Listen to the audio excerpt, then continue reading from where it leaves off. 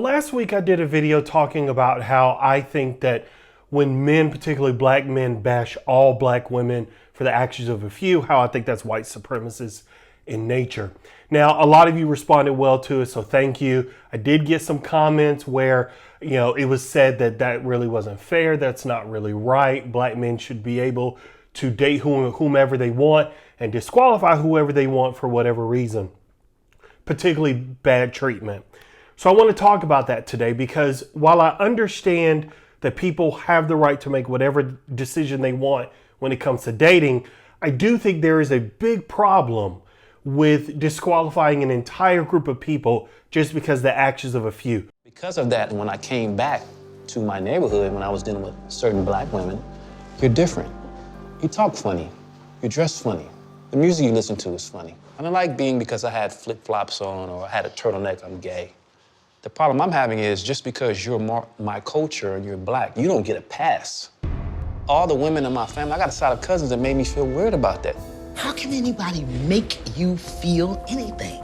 You get to choose how you feel. You don't know that when you're kids, it's a psychological imprint. What does that have to do with today? Okay, so let's think about this because he had some bad experiences growing up, and that's what led him to have these feelings toward black women in general. Okay, so those bad experiences are understandable. I'm not discounting those, okay? What doesn't make sense is that you're going to disqualify an entire group because of those experiences. Let's just think about this from a logical, mathematical sense. Imagine that you are a man who has dated 100 different women.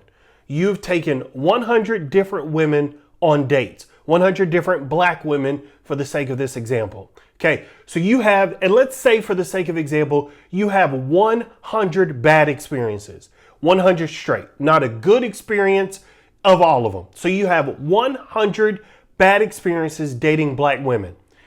For that amount, or maybe even less, there are a number of men, particularly black men, who think that that is justification to discriminate against black women or disqualify them when it comes to dating.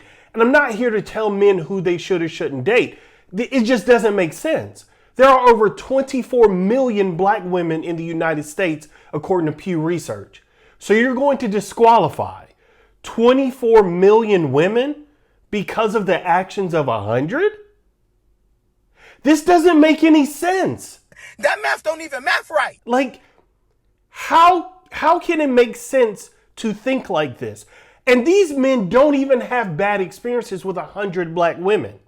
It's a few. It's some that they went to school with. It's some that they dated. But they think that it's okay to therefore bash black women, talk bad against them, mistreat them, do all of this because of this small sample size of bad experience. And again, I'm not trying to tell these men who they should and shouldn't date. My problem is when you get in front of a microphone and a camera and you bash black women. Now, with a black woman, I have this in my mind before I even talk to you, she's gonna think I'm weird.